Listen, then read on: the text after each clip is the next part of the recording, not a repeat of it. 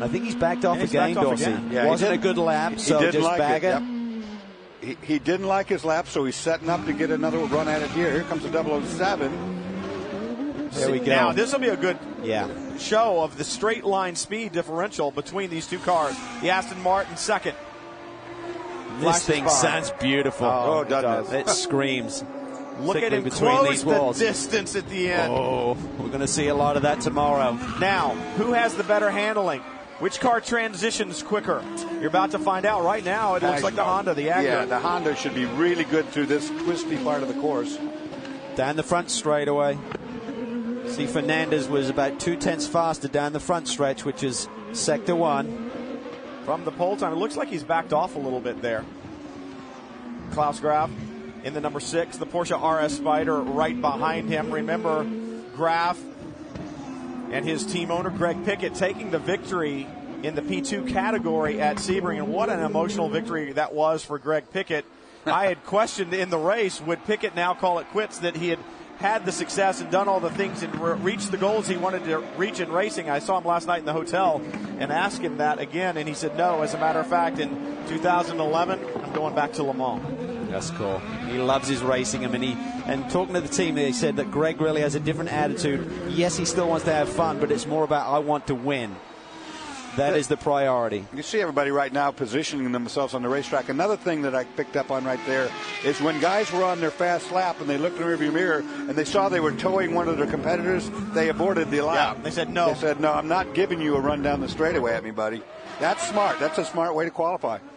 Now, a few more laps on the tires for these guys. We didn't see the same thing that we saw in the GT category. So these guys are definitely going to be changing tires 0.8 of a second faster than the pole time. Oh, Fernandez, big time loose off the corner. Klaus Graf right there as well. You could tell right there that car is a heavy car at the back end. When it took that little twitch, it was really from the back of the car moving.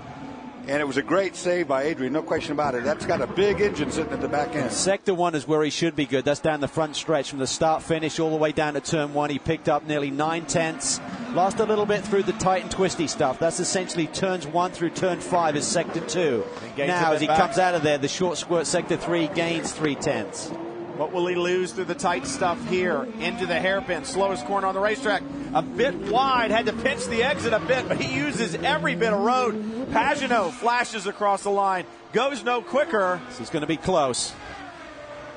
Wow, he takes it to the top. Adrian Fernandez, 113.216. And on that lap, Pagenaud had gone faster, 113.285. So 7/100ths of a second between the front row right now. Adrian on top. We are now currently P2. We are currently P2. Oh! Minus 0.07.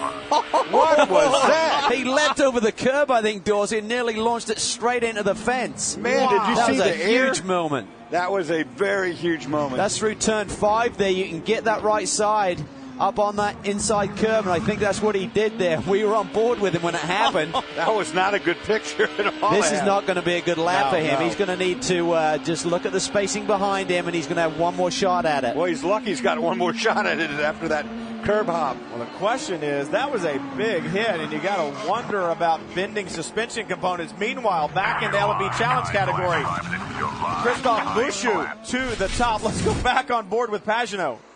Woo. Watch Here this, coming up next, this. right there. Oh, man.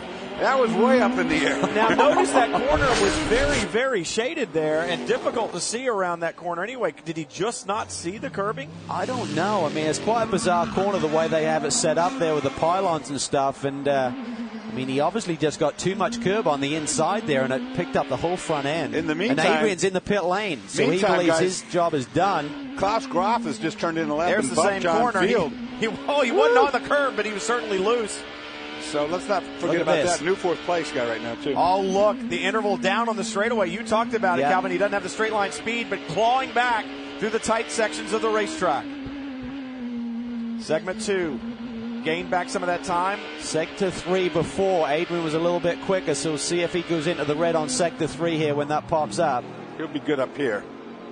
just a little bit 2/100ths of a second. Oh, got wide there. Wow. I'm not sure if that was good. That looked like a little mistake. Yeah, he's a little wide on that. This is where he's going to pick up some time again. He needs to pick up 3/10 through here, and then he's going to lose a bit on the short squirt to the start-finish line.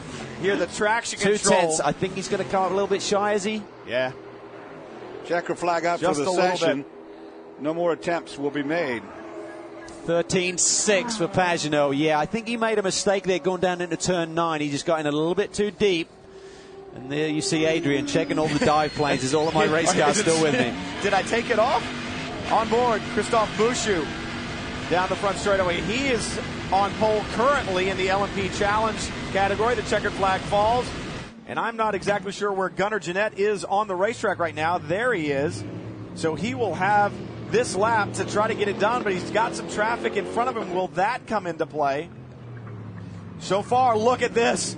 Oh, that was good. Up the rears a little bit. This is good stuff. He is on it.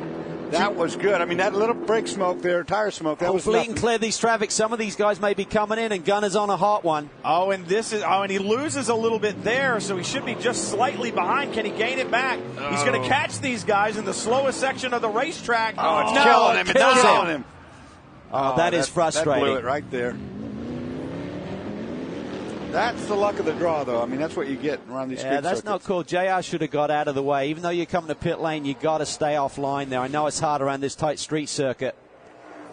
Gunnar Jeanette, the battle for the pole in LMP Challenge category, so intense at Sebring and very intense here as well.